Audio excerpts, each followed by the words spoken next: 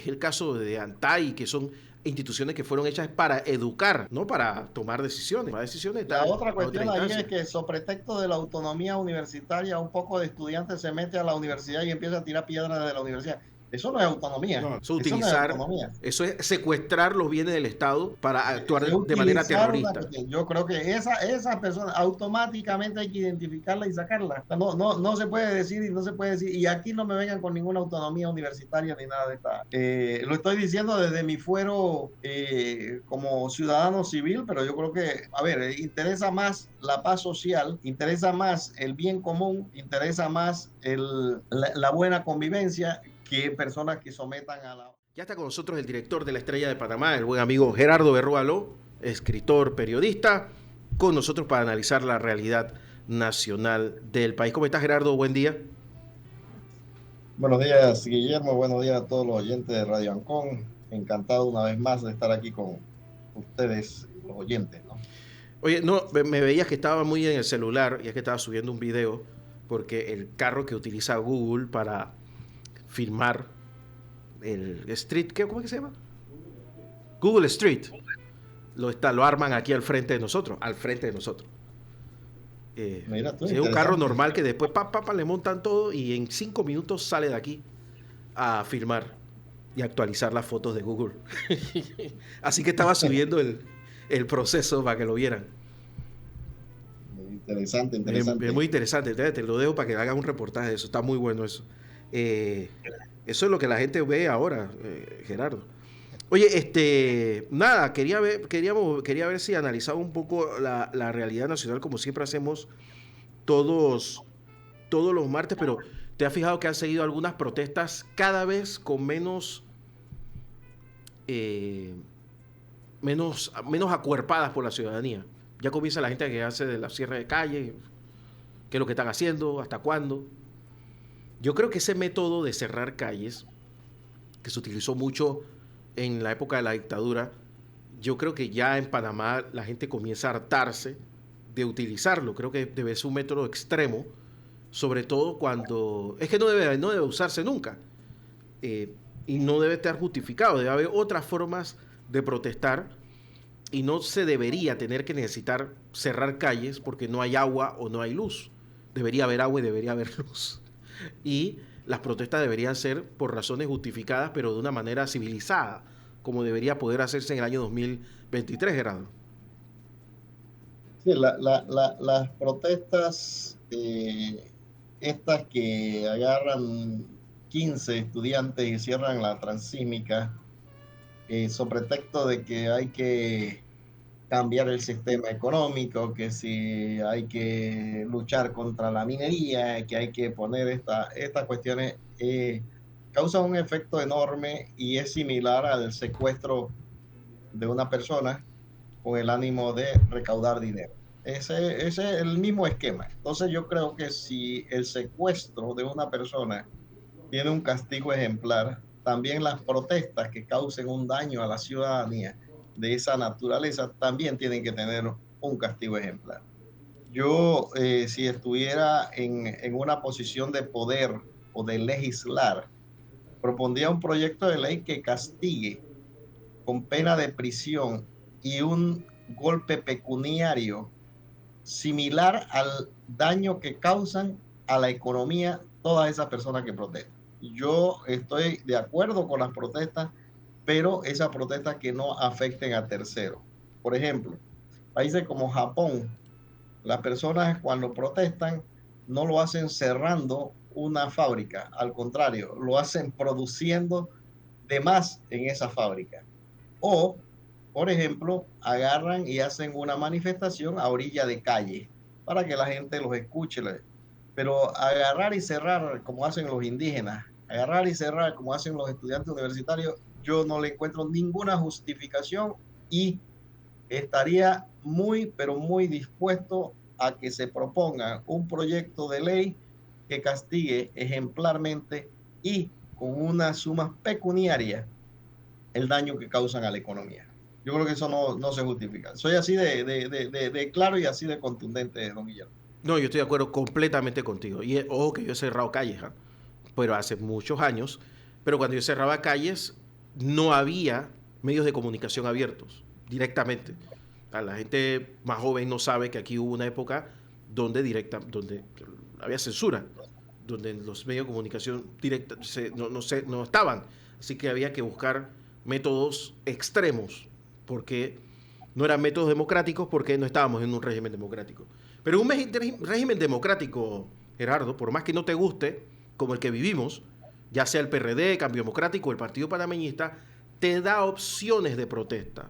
Puedes acceder a medios de comunicación, puedes venir a la radio y quejarte, puedes ir a la televisión y quejarte, puedes ir al ministerio y quejarte, no te vas a meter preso por ir a pararte afuera de un ministerio y ponme atención, ir donde un divisionario. O sea, si tenemos métodos democráticos para llegar al poder y pedir que nos atiendan como uno pensó que iba a ser cuando lo elegimos, ¿por qué recurrir a métodos antidemocráticos de protesta? Que eso es lo que es el cierre de calles. O sea, hay gente en Panamá... Puede entender también una marcha, Guillermo. O sea, usted puede convocar Claro, una marcha, la movilización. digamos, en el Parque Porra, y desde ahí eso cierra la calle. La movilización es válida. Cierra, pero es por el momento en que está circulando la cuestión. No que usted tenga 10, 12 horas cerrando, no, ese es un secuestro, ese es un vil secuestro. Sí, es que la movilización es válida. Es válida. Lo que pasa es que, claro, ante la falta de convocatoria, que es que este es el punto, Gerardo, ante la falta de convocatoria de tu gremio, ¿qué te queda? Hacer ver como que tienes mucha gente, mucha convocatoria. ¿Y cuál es la forma? Que todo el mundo se entere que estás protestando. 10 personas no es una protesta, 10 personas, como tú dices, un secuestro. Entonces, el Estado lo permite. Porque ¿qué hace la policía? Pone un poco de conos, como 3 kilómetros antes y 3 kilómetros después. Y la ciudad... Es asegurar el secuestro. Sí, es que, bueno, está secuestrado, pues vamos a cerrar todo para que ellos se queden allá adentro. Es lo mismo. Sí, cierra, o sea, complica más todavía. Entonces, ayuda. Entonces, aquí de una vez por todas se tiene que acabar. Además de que hay algunas organizaciones que en vez de ayudar, lo que hace que enredan más la Defensoría del Pueblo también, que se pone del lado de los que cierran calles. Señor, es que lo que usted tiene que hacer es educar. Es el caso de ANTAI, que son instituciones que fueron hechas para educar, no para tomar decisiones. Para tomar decisiones. La otra cuestión ahí es que, sobre pretexto de la autonomía universitaria, un poco de estudiantes se mete a la universidad y empieza a tirar piedras de la universidad. Eso no es autonomía. No. Eso es secuestrar los bienes del Estado para actuar de manera terrorista. Yo creo que esa persona automáticamente hay que identificarla y sacarla. No se puede decir, y aquí no me vengan con ninguna autonomía universitaria ni nada de esta cosa. Lo estoy diciendo desde mi fuero como ciudadano civil, pero yo creo que, interesa más la paz social, interesa más el bien común, interesa más la buena convivencia, que personas que sometan a la población a esa salvajada. Yo creo que no debe ser, y en eso soy contundente, don Guillermo. No, es que vamos a llegar a un punto donde la misma ciudadanía eventualmente se va a encargar de resolver los problemas. Y ojalá no tengamos que llegar hasta allá, porque ya ahí es otra metodología, ¿no? Pero bueno, quería pasar a otro tema, sobre todo porque lo vi de titular hoy en La Estrella de Panamá. Resaltas mucho digamos que el giro de la relación de Panamá con China, sobre todo en el aspecto agropecuario. La visita del ministro de Desarrollo Agropecuario a China, como que eso que ya estaba bastante enterrado y metido en el freezer, donde el gobierno a veces mete muchas cosas, ha sido rescatado. Me imagino que ante la imposibilidad de la negociación, de la renegociación del Tratado de Promoción Comercial con Estados Unidos, ¿no? Es posible, puede entenderse por ahí. Pero, yo creo que Estados Unidos no puede dictar, o puede decir lo que quiera, pero Panamá no puede estar sometida a una voluntad de lo que quiere Estados Unidos para sus intereses. Panamá tiene que estar sometida a lo que necesita para sus intereses. Yo creo que aquí tenemos que ser muy firmes en todo el aspecto de nuestra economía, nuestro desarrollo agroalimentario. Yo creo que los panameños tenemos que aprender más a a ser más eficientes en toda la elaboración de nuestra producción. Yo como pichón de agricultor, porque así me puedo llamar, yo no soy un agricultor a gran escala, pero sí experimento de lo difícil que es. Y parte de esto sencillamente empieza con los insumos agropecuarios. Los insumos agropecuarios son exageradamente altos y aquí sencillamente el gobierno, o sea, aquí tan altos son los insumos agropecuarios como lo son las medicinas, así para que usted pueda entender la comparación.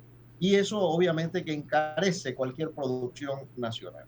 Segundo, que nosotros tenemos producciones que son muy eficientes. Por ejemplo, nosotros producimos el cerdo perfectamente bien, nosotros producimos el huevo, producimos el pollo muy bien eficientemente, producimos el café, el banano, la sandía, la piña, producimos estas cuestiones, nos dan muy eficientemente. No podemos competir con productos como el arroz con Estados Unidos o con Vietnam, por ejemplo. Ni siquiera, bueno, Guyana no conozco mucho, pero parece que tiene también una buena producción de arroz en esa vía.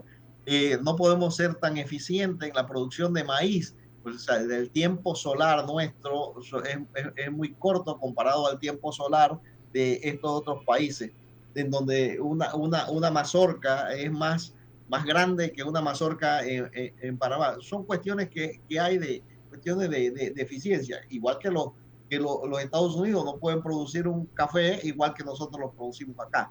O sea, son cuestiones de la naturaleza.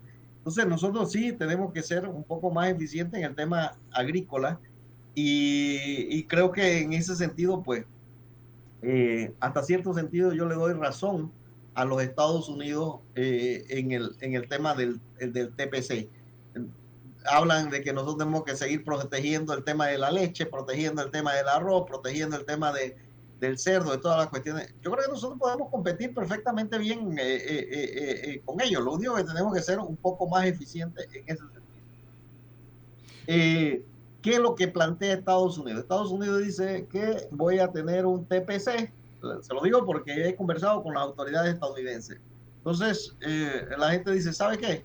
El TPC está bien. Lo que yo voy es, lo que yo quiero es que se permitan a empresas estadounidenses que vengan a producir desde Panamá utilizando esa tecnología extraordinaria que existe en el tema agrícola y desde aquí empezar a exportar. Es decir, pero aquí lo que quiere es la protección, un pequeño grupo de agricultores que se han mantenido ineficientemente por más años que se le dio para que se pusiera y no lo hicieron. He escuchado la posición a veces de los porcinocultores, por ejemplo, que quieren que se les permita que se les baje, por ejemplo, uno de los insumos más importantes para ellos, que es el maíz. Pero en cambio, cuando la gente del maíz pide una cuestión, entonces ellos dicen, no, no, que ahí sí tienen que dejar, me permite, pero ellos sí quieren proteger para su cerdo, pero no quieren proteger para... O sea, hay cuestiones que hay que analizarla perfectamente bien.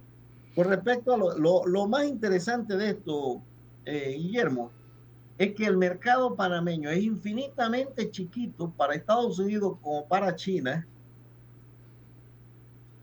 para o sea, nosotros tendríamos mayor ventaja en estar produciendo para esos países que esos países produciendo para nosotros. ¿Me comprende? Así Pero es. resulta todo lo contrario. Esos países nos invaden con sus productos porque nosotros no tenemos la eficiencia, no hemos apostado por la tecnología, que hemos gastado millones de dólares, pero millones de dólares. El tema, por ejemplo, por los invernaderos. Y usted no encuentra un solo invernadero que funcione. O sea, son cuestiones así que hay en la cuestión. Yo creo que la política agropecuaria hay que mirarla con lupa y hay que analizarla muy bien. Yo sí creo que hay productores sumamente eficientes. Por ejemplo, ustedes se van a gloria cuando dicen que el café Geisha obtiene no sé cuántos miles de dólares por una libra de café. Y eso es producido aquí en Panamá. ¿Por qué no podemos hacer eso con productos, otros productos importantes en Panamá? No, pero queremos seguir protegiendo a un grupo de personas que tienen. Lo otro que aquí está ocurriendo es que la importación, La importación se hace para enriquecer a un par de bellacos aquí. ¿Sí? Yo ni siquiera discuto con las grandes cadenas de supermercado, porque esas grandes cadenas de supermercado no nutren a la población baja. La población baja compra de la feria de Lima y compra o sea, compra del arroz. El arroz es subsidiado de Lima, lo vende a 1.25, perdón, ¿cuánto es? $5 a 20 libras. Totalmente. ¿Ve? O sea, no estamos hablando de eso, porque si una persona quiere pagar 2.50 por una libra de pimentón y que esa libra de pimentón le haya costado a esa persona, a ese dueño de supermercado 50 centavos, amén.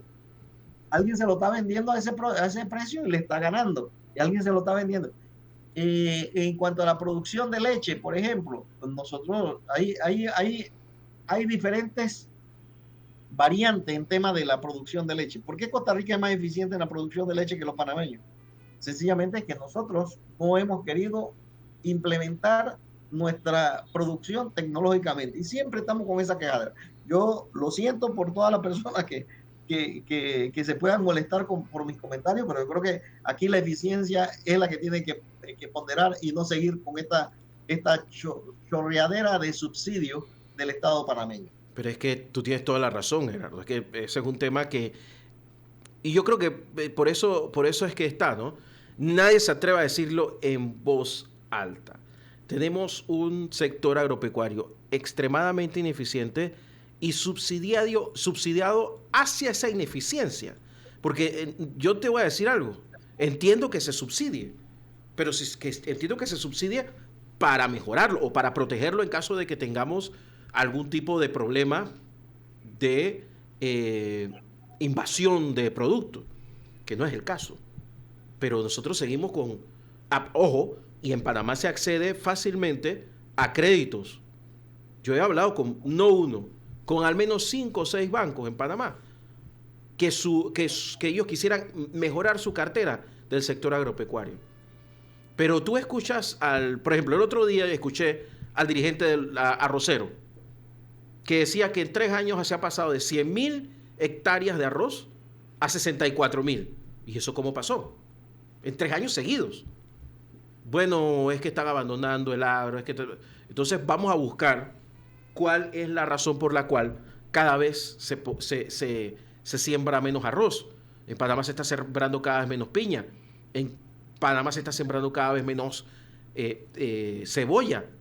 Entonces, bueno, aquí quedó un tipo preso por el tema de la cebolla, ¿te acuerdas? Yo hablé también con el dirigente de los porcinocultores, que tú lo acabas de mencionar. Allá estaba en la asamblea pidiéndole a la Comisión de Agropecuaria que los ayudara. Pero aquí, al final del camino, Gerardo, ahora tenemos la costumbre de regalar jamón en fin de año a la gente, como subsidiado, regalado. ¿Y a quién se le está comprando? A todos los porcinocultores. Tienes ese mercado cautivo. O sea, el Estado subsidia con eso a los porcinocultores. Y además quieres todavía otras instancias. Entonces, estamos haciendo un sector productivo ineficiente, que ya lo está, y no estamos promoviendo que mejore, que entre la tecnología, que es lo que está mejorando en otros países. Tú lo ves en Costa Rica, tú lo ves en República Dominicana. Acá en Panamá queremos seguir con la hectárea para cada vaca y esas cosas así. Mira, por ejemplo, el rubro cebolla. El rubro cebolla dice que en Panamá se consumen 50.000 quintales por mes. Eso significa 600.000 quintales por año. Sí. 600.000 quintales. Yo digo, siempre me he pensado, si el Estado invirtiera en una, por ejemplo, en el área de Coclé o en el área de Chiriquí, que son los 2 lugares que más cebolla producen. Y bueno, hagamos 30 hectáreas o 50 hectáreas en un lado o el otro, y así sucesivamente. Pero la programamos para que se produzca, pero el Estado invierte su par de millones en verdaderos invernaderos a todo meter, invernaderos que te produzca en todo el sentido de la palabra, la cebolla, como lo hacen los holandeses o los productores de Países Bajos. Entonces, tú tienes una producción. Yo sí creo que los productores actuales de cebolla, que conocen la materia, trabajando en esos invernaderos, y el Estado le financia esos invernaderos y a su vez hace una empresa que sea una especie de cooperativa de ellos, que tenga esas 50,000 libras o 60,000, no sé, el excedente que se exporte, se puede trabajar, pero financiando invernaderos en pequeñitas cuestiones, uno aquí, otro allá, y eso se fomenta una cuestión ineficiente, fomenta toda la... Por ejemplo, el productor de tomate, igual, hagamos invernaderos enormes en la cuestión fomentado por el Estado y basado en ese esquema de las alianzas entre productores, que uno le puede llamar cooperativa o una empresa agrícola determinada, financiada por el Estado. Usted va a tener la eficiencia del mundo allí, en todas las cuestiones. Hoy no. Hoy nosotros tenemos un terrenito aquí que le producimos esta cantidad y eso no puede ser. Aquí hay empresas privadas que ya están produciendo, por ejemplo, pimientos rojos, amarillos, pimientos anaranjados, pimientos salen los contenedores directos para Miami, exportando. Fíjense una cuestión. Usted sabe que la mayoría del ajo que usted consume aquí es un ajo chino. Sí, claro, ese es un secreto a voces. Pero ¿por qué dejamos de sembrar ajo si aquí se da muy bien el ajo? ¿Me explico? O sea, son las cosas que no se tienen, que no tenemos. Tenemos que empezar a fomentar y hacer un cambio en la estructura de la... yo no sé cuánto es el Pero presupuesto ayer yo estaba buscando queso del parmesano, MIDA. queso parmesano, nada más que te doy un detalle que lo usamos mucho en Panamá con las pastas. Ni uno era local, todo era extranjero, queso parmesano. ¿Ve? Entonces, son las cuestiones que tenemos que empezar a cambiar. El presupuesto del MIDA, estamos hablando de 192 millones de dólares, 193 millones de dólares. Yo creo que hay que empezar a revisar, hacer una revisión integral de todo lo que, de lo que está invirtiéndose, si está invirtiéndose bien, si está invirtiéndose mal. La eficiencia del Estado tiene que ser. Por eso yo le doy mucho seguimiento a los planteamientos de Milei en Argentina y que ha causado mucha sorpresa. Milei dice, ¿sabe qué? Aquí tiene que regir, el mercado tiene que empezar a regirse porque el Estado está obstaculizando el verdadero crecimiento y desarrollo del país. Entonces nosotros aquí tenemos una burocracia exageradamente pesada eh, que, que la mayoría es ineficiente. Yo creo que nosotros tenemos que empezar a cambiar ese modelo de Estado que tenemos por un Estado mucho más eficiente y que en realidad se convierta en esas políticas que vamos a ayudar a nuestra población, pero que esa población termine desarrollándose como, como cooperativistas, como empresarios, pero no esa ayuda que estamos dando en donde no se tiene absolutamente nada, sino que la persona ya come y listo y más nada, y siempre va a estar dependiente de su canasta de alimentos, su dinero mensual, y se acuesta en una hamaca y ahí, pues, maná, va a pasar. Entonces, simplemente porque es una estadística que ya yo le estoy dando más de $30 al mes, lo saco de la pobreza extrema y lo pongo en pobreza, pues ya ahí ayudé. Y es un problema que viene por décadas, no es una cuestión de ahora. ¿Eh?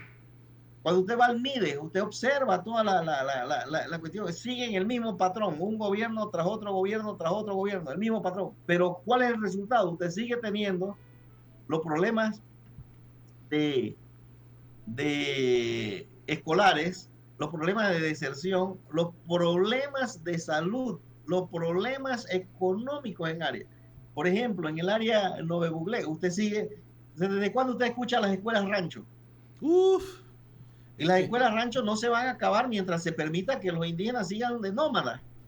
O sea, usted se va de aquí y entonces llegan y hacen una población aquí este año y ahí pam, pam, construyen una cuestión y empiezan a dar clases y ya le exigen al Estado que le construya una escuela. Pero vienen de repente, van, se van y conversan y hacen otra población y de nuevo. Eso no puede ser. Nosotros no podemos seguir con eso, con ese relajo que hay ahí. ¿Ve? Esas son las cosas que tenemos que empezar a resolver. Y eso tiene que ser urgente, porque si no, vamos a seguir teniendo presupuestos de 27.000, 28.000 dólares abultados que no son eficientes. 27.000 millones. Millones. No, 27.000 millones. Entonces, vamos a seguir botando la plata. Por ahí me decía ayer, ¿quién era? Hitler Cigarrista, que hubo una reunión en Panamá de directores de bolsa y de otros banqueros que estaban fascinados con Panamá. Claro, por supuesto, todos quieren saber cómo hacemos para que entre tanta plata y la despilfarremos y no quedemos en quiebra. Eso debe ser fascinante para ellos. Así que... Sí, bueno, yo creo que Panamá tiene... a ver, yo creo que todos estos temas son para discutir. Y yo, créame que yo me he sentado con varios economistas, he empezado... Yo simplemente le digo, mira, dibújame el estado ideal en materia económica. Y entonces la persona pone en su planteamiento, dibújame el estado ideal en urbanismo, por ejemplo. O sea, esas son las cosas que nosotros tenemos que empezar a cambiar el mensaje. Y ese es un mensaje también que quiero darle a los candidatos presidenciales. Ya dejen de estar en esa verborrea tan extrema y empiecen a decir cosas concretas de cómo van a hacer esto y lo otro. Ah, sí.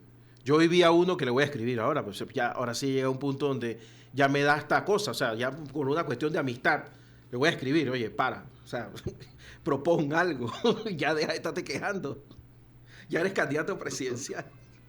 Quejadera, pero brutales. O sea, yo no para eso estamos tú y yo, Gerardo, que lo hacemos bien, o sea, que esta gente tiene que proponer, son los optimistas de la película. Sí. Pero bueno, Gerardo, pero bueno, el tema agrícola es un asunto muy importante, yo creo, y muy serio que hay que tomar en cuenta en las cosas. Somos eficientes en muchos productos, pero extremadamente ineficientes en otros. Bueno, pues, Gerardo Berroa, gracias por estar con nosotros a esta hora de la mañana. Nos vemos la próxima semana, ¿te parece? La otra semana no podré acompañarlo, Guillermo, porque haré un viaje trasladando pues a mi hija que va a entrar a la universidad. Y qué bueno. Es importante, así que eso sí es bueno. Fuera durante una semana, así que los acompañaré la de más arriba. No, y te felicito, porque sé que has trabajado duro para que ese momento se dé. Así que les mando un abrazo a ambos y bueno, qué felicidad. La verdad es que me alegra mucho cada vez que yo escucho a algún amigo que pues lleva a sus hijos a la universidad y los va a ver tener ese futuro que tanto se soñó desde que eran niños. Gerardo, entonces nos vemos dentro de 2 semanas. Dentro de 2 semanas. Un abrazo, cuídate mucho. Hasta luego. Era el director de La Estrella de Panamá, periodista y escritor Gerardo Berroa Aló, aquí en La Mañana en Compo Radio. Vamos a la pausa y regresamos.